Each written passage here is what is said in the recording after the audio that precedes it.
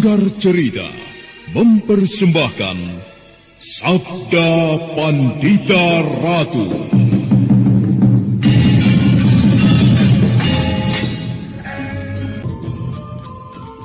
Sabda Pandita Ratu, naskah ditulis oleh Pondra Swasti Langit, diolah oleh Agus Nur Ismail, didukung oleh artis-artis terkemuka, Ferry Fadli, Eli Ermawati, M. Abud, Ivona Rose, dan lain-lain. Teknik dan montase, Ibing Arifin, dengan sutradara Dian Pertiwi. Sabda Pandita Ratu kali ini mengetengahkan episode yang ketiga dengan judul Purnama Kambang Ayun. Kuda Pandang benar-benar putus asa. Akhirnya 3 wujud Kameswara itu pun diserangnya semua dengan gencar. 3 wujud Kameswara melompat dan berkelit dengan cepat, sehingga tak ada salah satu pun yang terkena sambaran pisau kuda Bandang. Hingga pada saat berikutnya, salah satu wujud Kameswara yang asli melesat ke udara, dan tangan yang telah teracung ke atas tiba-tiba saja mengeluarkan cahaya. Cahaya itu kemudian langsung melesat ke dada kuda Bandang.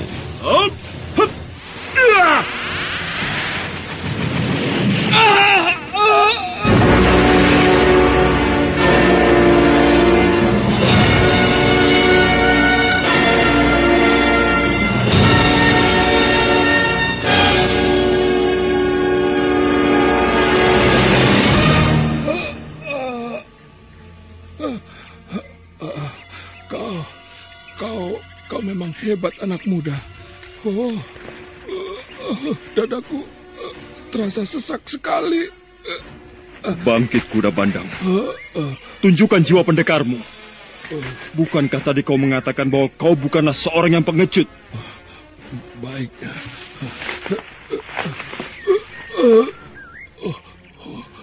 Darah. Bagus. Sekarang kau sudah bangkit. Kenapa kau pandangin terus darah yang melekat di tanganmu? Itu belum seberapa, bukan?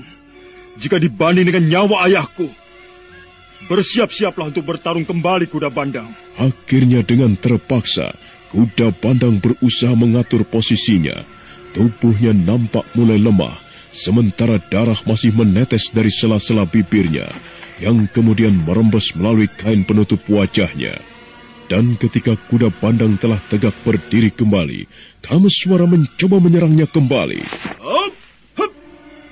Kameswara, tunggu!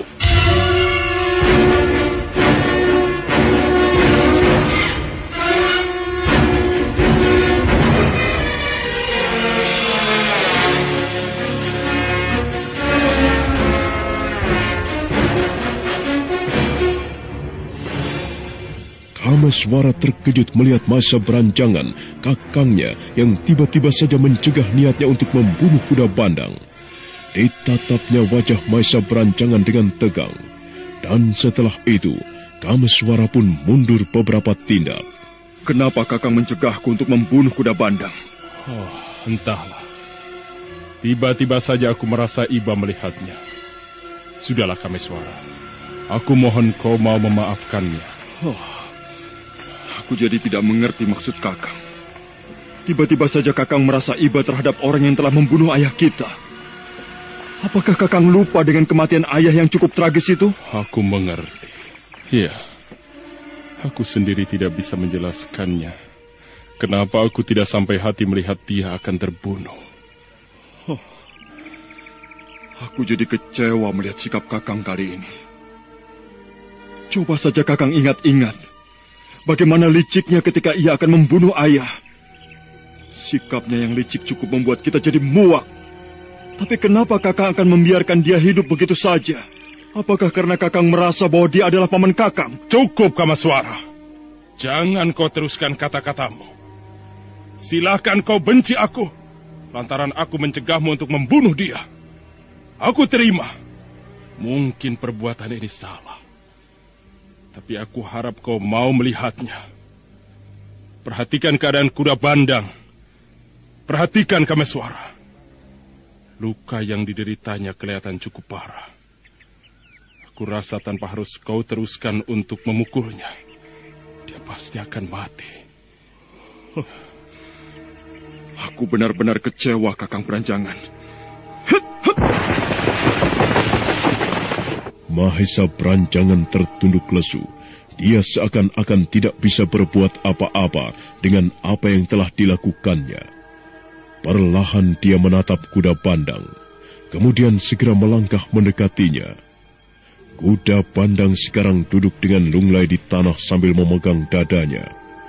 Darah masih terus keluar dari sela-sela bibirnya, dan nafasnya kelihatan tidak beraturan.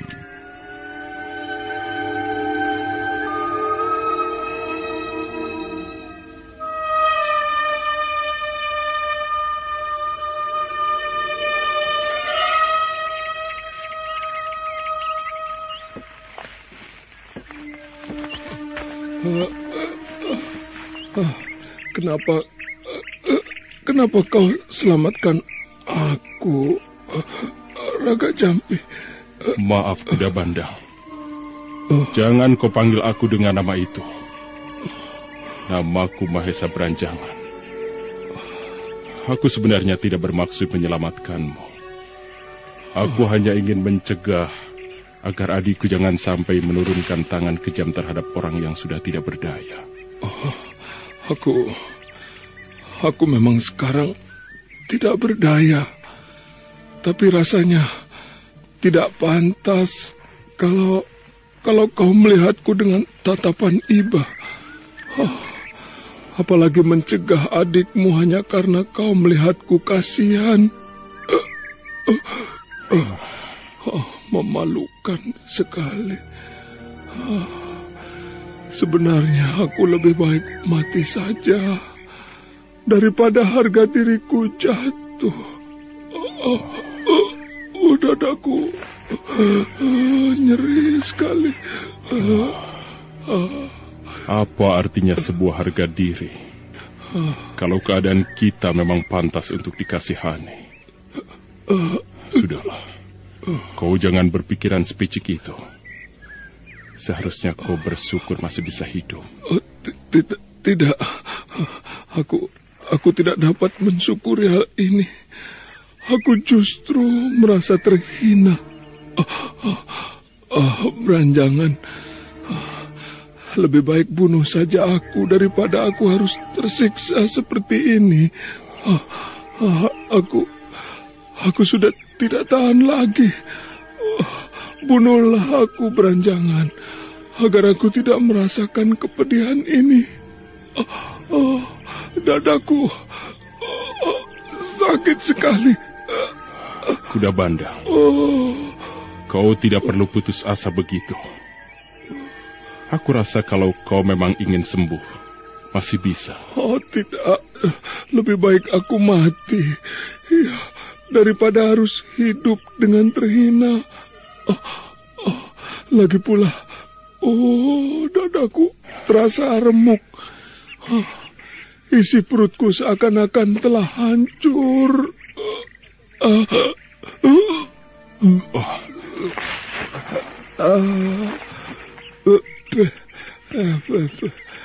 Darah ini semakin banyak saja keluar. Bunuhlah aku, Branjangan. Aku mohon kau mau membunuhku. Tidak, Kuda Bandang. Aku tidak dapat melakukannya. Kenapa kau tidak dapat melakukannya? Apakah kau masih berpikiran bahwa kau anak Pajer Bagelen? Tidak, bukan. Dan aku rasa kau pun tidak merasa mempunyai hubungan darah denganku. Nah, kalau begitu, lakukanlah. Bunuhlah aku, Branjangan. Kuda Bandang, aku tetap tak akan melakukannya. Keparat kau, Branjangan. Kau siksa aku. kau sengaja membiarkan aku menderita seperti ini. Udah, Bandang. Seharusnya di saat kau sedang berperang dengan maut seperti ini, kau harus ingat pada sumber hidupmu. Dengan demikian, kau akan tenang dan akan menerima segalanya dengan pasrah. Persetan dengan itu semua. Aku tidak tahu apa itu sumber hidup. Sumber hidup itu adalah Sang Pencipta. Dan Sang Pencipta itu adalah Yang Maha Agung. Dialah sumber hidup itu. Kalau selama hidupmu tidak pernah mendekatkan diri, cobalah sekarang. Mumpung ajalmu belum tiba. Ya, mudah-mudahan saja kau di alam sana nanti dapat diterima di sisinya, Kuda Bandang. Apakah orang sepertiku masih mendapatkan ampunan? Yang Maha Kuasa itu Maha Pemberi dan Maha Pengampun. Selagi kau anak hambanya ingat terhadapnya, maka Yang Maha Kuasa pun akan ingat pada hambanya. Untuk merenungi kata-kata Empu Gandring, nafasnya nampak semakin tidak beraturan. Kemudian dia pun kembali membuka matanya.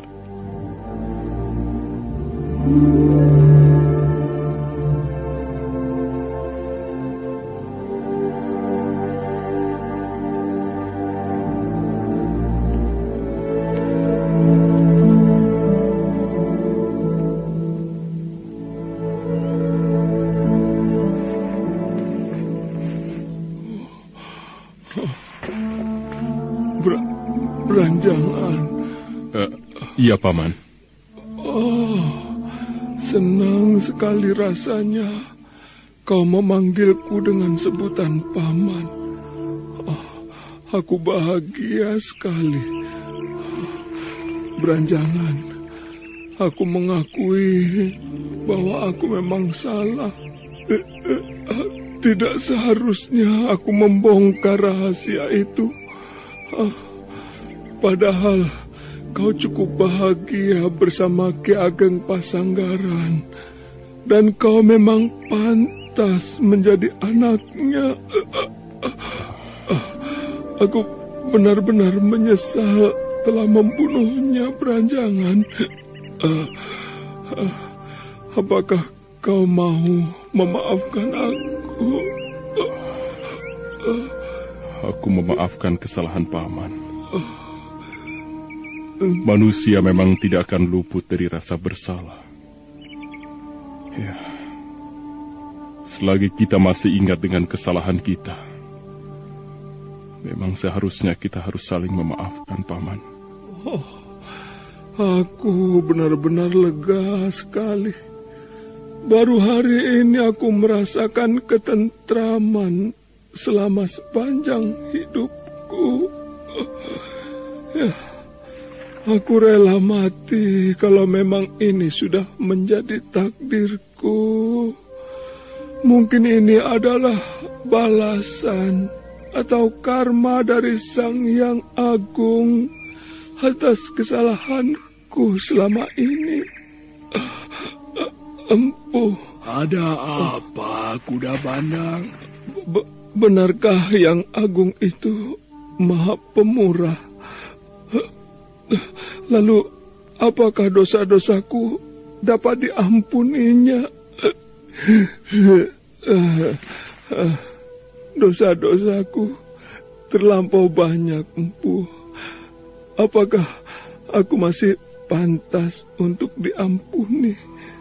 Kuda Bandang, kalau kau bersungguh-sungguh untuk bertobat, Yang Agung pasti akan mengampunimu.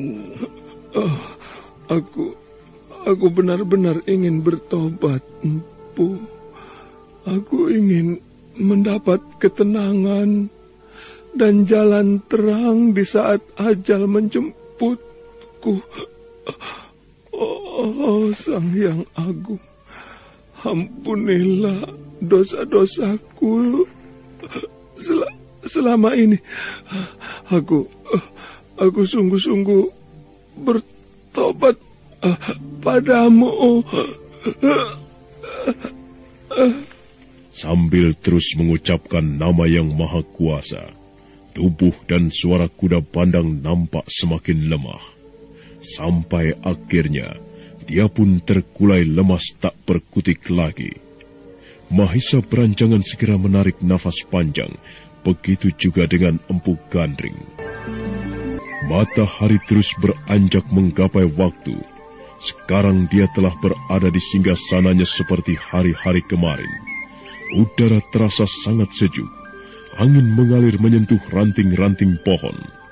Sementara itu, di tempat Nyai Salindri, tepatnya di sebuah persembunyiannya di dalam goa, siang itu dia nampak tengah menatap tubuh seorang gadis cantik tergolek di sebongkah batu besar. Sungguh cantik sekali gadis ini. Sayang sekali aku gagal mendapatkan air suci itu. Kalau saja berhasil, mungkin kecantikanku pun akan melebihi dia. Sudahlah, mungkin air suci itu memang bukan ditakdirkan untukku. Segala sesuatunya memang Sang Hyang Agung lah yang menginginkannya.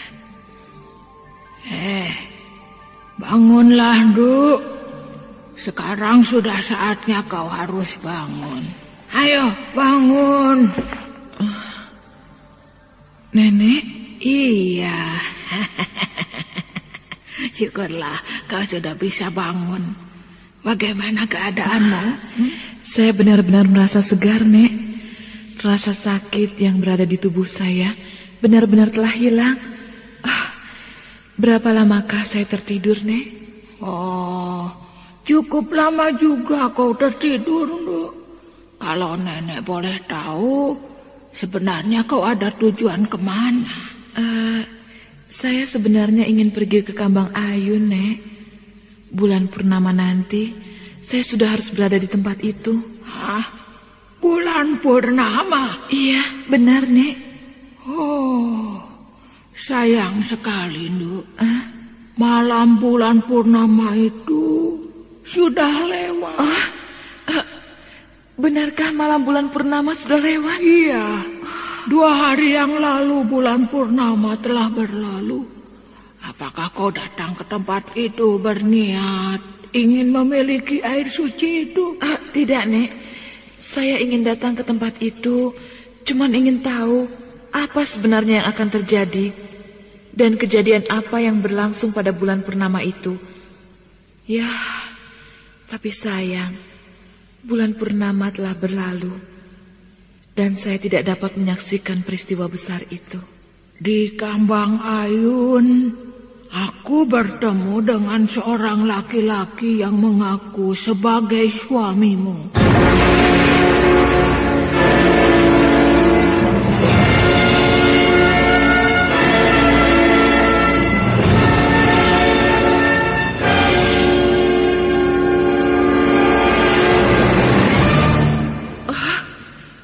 Benarkah apa yang nenek katakan? Iya.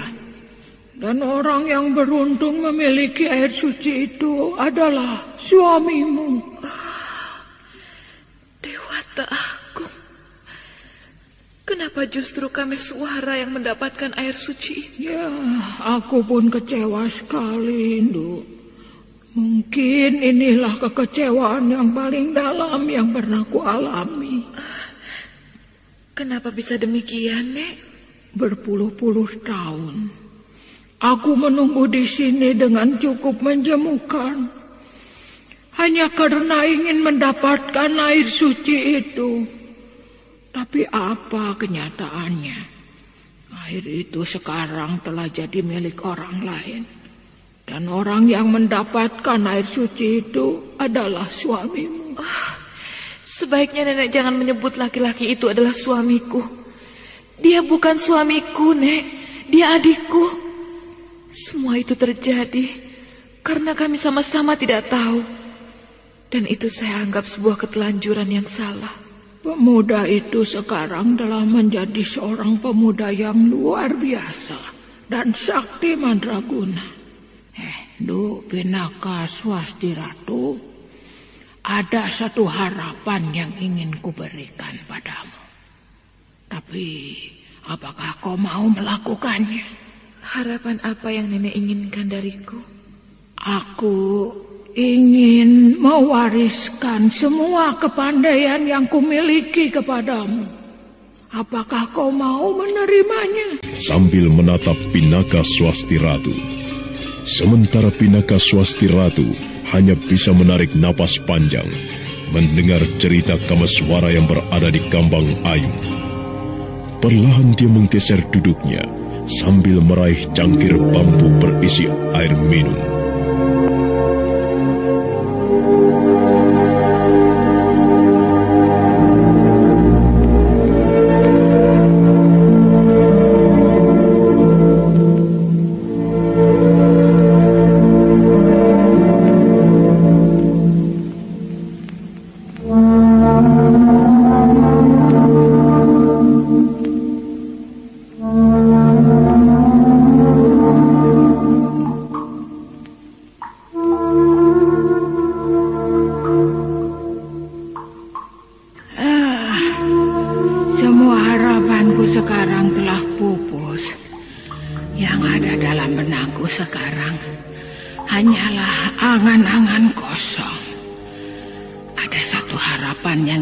Berikan padamu Pinaka.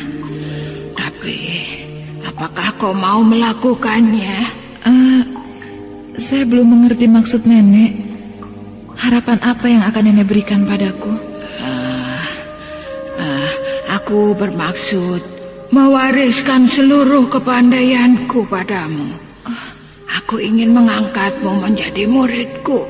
Ya, mungkin pertemuan kita ini adalah sebuah jodoh. Apakah kau mau menerima tawaranku? Tapi apakah nenek tidak salah bicara? Bagaimana mungkin nenek percaya begitu saja padaku, sementara kita belum lama kenal? Oh, aku percaya sekali padamu, Nduk. Dari pancaran matamu aku sudah bisa membaca bahwa kau adalah perempuan baik-baik. Tapi katakan saja kalau kau mau. Kalau tidak pun ya tidak apa-apa. Asal kau mau bicara secara terus terang dan kemukakan apa alasanmu menolak tawaranku. Aku sudah cukup tua, Nduk. Nanti siapa yang akan mewariskan seluruh kepandaianku kalau bukan kau? Di sini aku tidak punya siapa-siapa. Saudara tidak ada. Dan anak pun tidak punya. Dulu ketika nenek masih mempunyai angan-angan, nenek berhasil memperpanjang usia dengan ramuan-ramuan yang nenek buat. Semua itu nenek lakukan karena nenek mengharapkan air suci. Tapi setelah sekarang air suci itu lenyap, nampaknya semua itu seolah-olah tidak berguna. Usia panjang nenek pun akhirnya hanya menjadi sia-sia saja. Ya, sekarang di saat nenek masih mempunyai sisa-sisa usia, nenek rasa ada baiknya kalau ilmu ini nenek wariskan padamu. Pinaka, nenek berharap kau mau menerimanya dan bersedia menjadi murid nenek. Saya masih bingung, Nek. Saya tidak tahu apakah saya harus menerima tawaran nenek ini. Nenek rasa tidak ada ruginya kau mewarisi semua ilmu nenek. Bukankah ini berarti adalah keuntunganmu?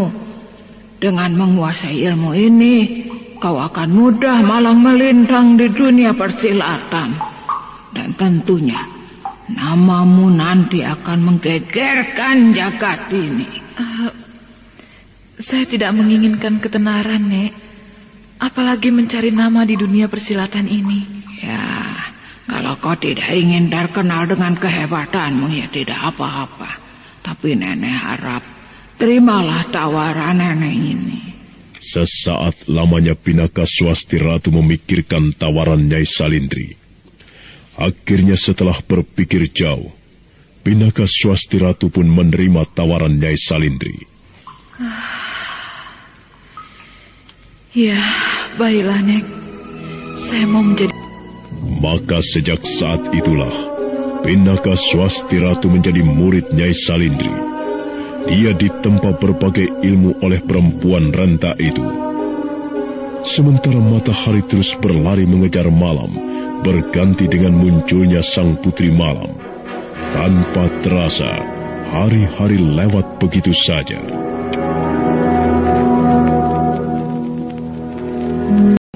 Apa yang nenek pikirkan? Banyak sekali, Induk. Tetapi yang tajam melintas dalam benak nenek adalah sebuah kematian. Cepat atau lambat, maut itu pasti akan menjemput nenek. Ya, setiap makhluk bernyawa yang hidup di alam maya pada ini pasti akan mengalami mati, Nek. Dan mati bagi orang-orang yang tidak pernah dekat pada Hyang Maha Pencipta adalah sebuah momok yang menakutkan. Tapi kalau kita dekat pada Sang Pencipta, semua itu akan kita hadapi dengan kepasrahan. Ya, memang benar apa yang kau katakan itu, Nduk. Kalau kita tidak dekat pada Sang Pencipta, atau bahkan sama sekali tidak mengenalnya, kita selalu diburu oleh ketakutan-ketakutan tentang mati. Dan yang tengah nenek renungkan malam ini adalah tentang rasa takut. Ya, secara jujur nenek memang takut dengan yang namanya mati. Mungkin ini semua karena nenek tidak pernah mendekatkan diri pada Hyang Maha Agung. Akhirnya nenek merasa takut dengan apa yang bakal nenek hadapi. Seharusnya nenek tidak perlu dulu memikirkan tentang kematian. Semua yang mengatur Hyang Maha Agung, Nek. Benar. Tetapi pada saat seperti ini, saat usia nenek menjelang senja, semua itu sangat terasa sekali untuk nenek pikirkan dan nenek renungkan. Ya, kalau memang demikian, nenek harus belajar berpasrah diri. Sekalipun sejak dulu, nenek tidak pernah mendekatkan diri pada Sang Pencipta. Mudah-mudahan dengan begitu nenek akan lebih tenang menghadapi masa tua ini. Oh, aku bangga sekali mempunyai murid seperti kau, Winaka. Selain daya berpikirmu cerdas, tetapi kau seorang gadis yang baik. Nenek? Berbeda dengan nenek dulu. Banyak sekali dosa-dosa yang telah nenek perbuat. Sampai akhirnya nenek merasa ketakutan sendiri. Winaka, duduklah di dekat sini. Iya, Nek. Duk, kau sangat cerdas sekali. Hanya dalam beberapa purnama saja, kau sudah bisa menguasai ilmu nenek hampir seluruhnya. Hati nenek sudah beberapa hari ini rasanya tidak enak saja, Winaka. Apakah ini berarti ajal nenek sudah dekat? Nenek jangan terlalu banyak berpikir begitu. Tenangkan saja hati nenek. Dengan begitu, pikiran kita pun akan terasa tenteram. Iya, tapi biar bagaimana orang yang usianya sudah seperti nenek, pasti merasakan tanda-tanda seperti itu. Nenek hanya ingin berpesan padamu. Pergunakanlah seluruh ilmu nenek yang kau kuasai untuk hal-hal yang berguna saja. Misalnya, untuk membantu orang lain yang sedang dalam kesulitan. Iya, Nek. Saya akan mengingat-ingat pesan nenek. Bagaimana kalau sekarang kita ke dalam saja, Nek? Udara malam di sini sangat dingin sekali. Nenek perlu istirahat yang banyak. Ayo. Oh iya, baiklah. Nyai Salindri kemudian menuruti ajakan Pinaka Swasti Ratu. Keduanya pun segera melangkah ke dalam tempat tinggalnya. Malam terus tergelincir jauh, sampai akhirnya fajar pun menyingsing di ufuk timur. Dan sebentar kemudian, perlahan sang mentari sudah berada di atas kepala. Dalam suasana siang seperti itu, tiba-tiba saja Nyai Salindri berteriak-teriak memanggil Pinaka Swasti Ratu.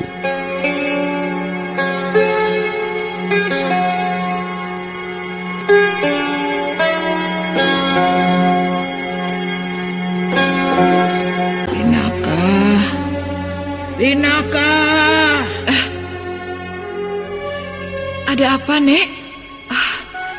Tadi saya sedang berada di luar. Pinaka, coba kau perhatikan rambutku.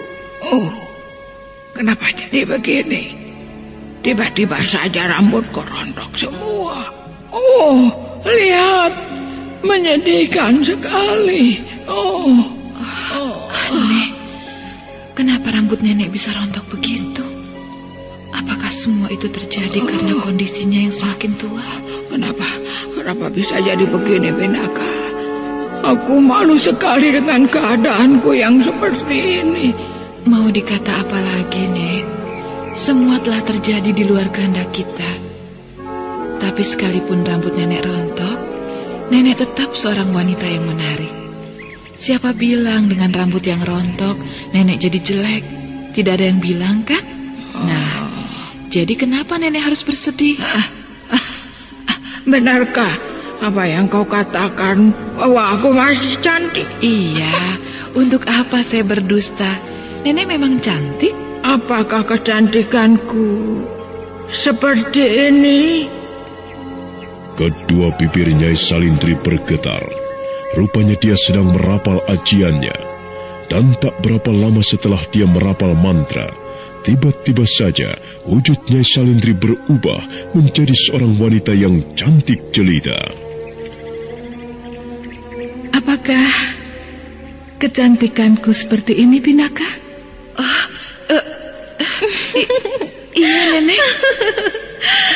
Apakah aku pantas dipanggil Nenek? Bukankah aku sekarang telah berubah menjadi muda dan cantik? Bagaimana Nenek bisa berubah menjadi cantik itu? Itulah kehebatan dari ajianku. Tak ada orang yang bisa menandingi kecantikanku. Cobalah kau perhatikan tubuhku, Pinaka, dan juga wajahku. Mulus bukan? Iya. Tiba-tiba saja kulit nenek telah berubah menjadi halus dan bersih. Nah, sekarang kau perhatikan kepalaku. Tidak gundul bukan? Dengan kecantikan semu inilah, banyak sekali para pemuda dan para suami jatuh bertekuk lutut di hadapanku.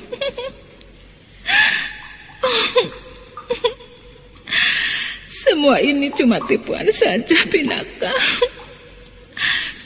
Aku banyak sekali berbuat dosa dengan ajian itu. Makanya aku tidak akan mewariskannya padamu. Karena aku tidak ingin kau menjadi jahat lantaran ajian pemikat itu.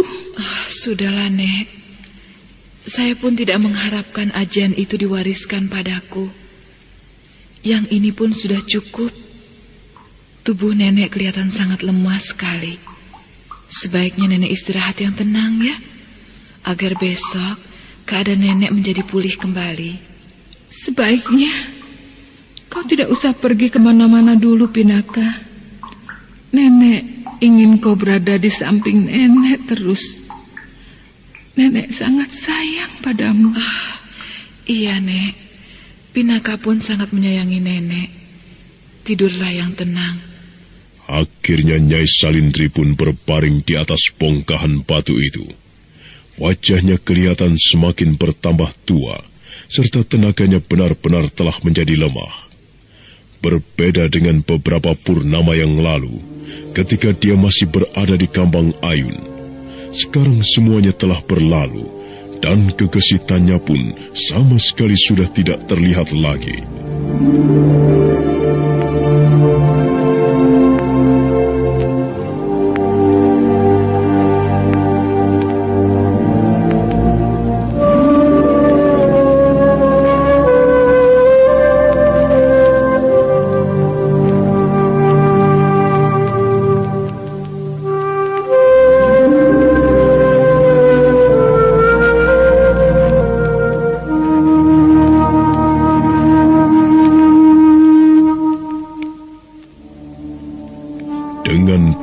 rasa kasih sayang bagaikan orang tua sendiri, Pinaka Swasti Ratu menutupi tubuh Nyai Salindri dengan selembar kain usang. Suasana siang itu terus berlalu, dan malam pun akhirnya tiba. Perlahan Pinaka Swasti Ratu mendekati Nyai Salindri. Kemudian dia mencoba untuk menegurnya. Nenek Salindri? Kelihatannya ia tidur pulas sekali. Keadaan tubuhnya benar-benar sangat memprihatinkan. Ia kelihatan semakin lemah saja. Aku jadi merasa iba melihatnya. Ya, lebih baik ku biarkan saja ia istirahat sampai menjelang besok. Semula Pinaka Swasti Ratu berniat membangunkan Nyai Salindri, tapi karena melihat Nyai Salindri tertidur pulas, akhirnya dia pun membatalkan niatnya. Malam terus berlalu, dan kembali sang fajar mengintip dari sela-sela rimbunan pepohonan. Sebentar kemudian, cahayanya sudah menyebar ke setiap sudut-sudut.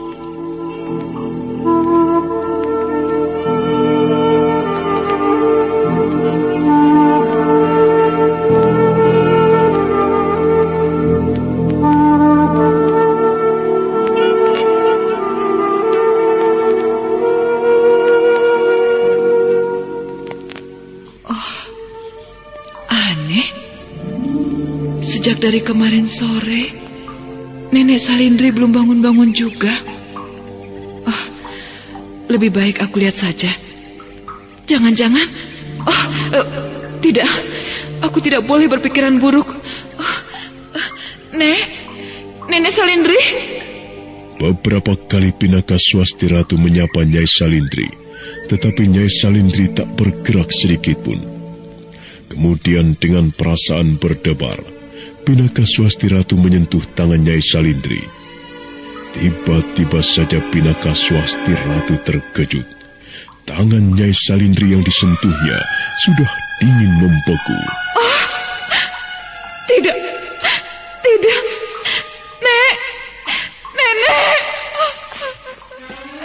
Nenek Salindri. Akhirnya kita pun harus berpisah. Nenek, aku mengalami hal ini seolah-olah seperti mimpi saja. Nenek Salindri.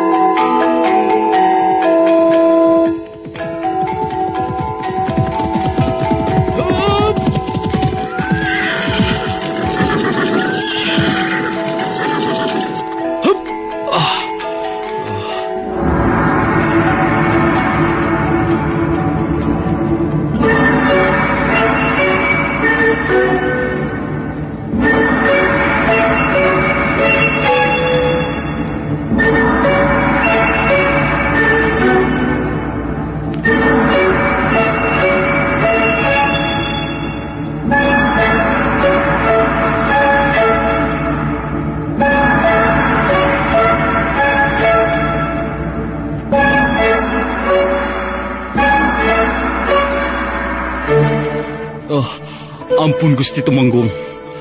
Barangkali kehadiran saya kemari mengganggu istirahat Gusti Tumenggung. Tidak apa-apa.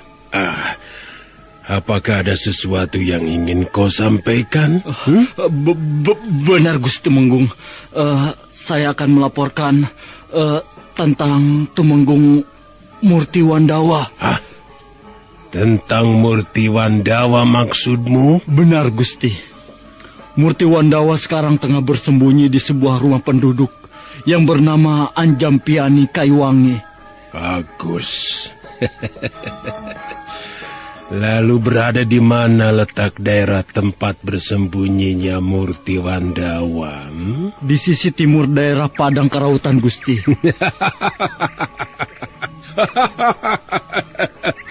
Bagus, bagus. Kalau begitu kita akan segera ke sana. Telik Sandi, perintahkan beberapa prajurit dan perwira untuk menangkap Murti Wandawa. Baik, Gusti.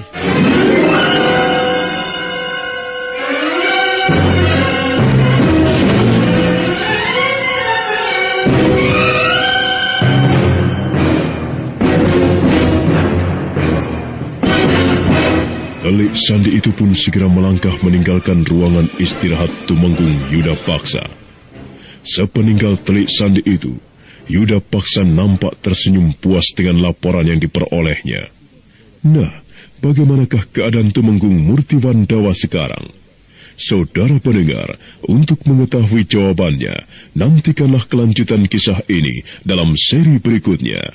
Sampai jumpa.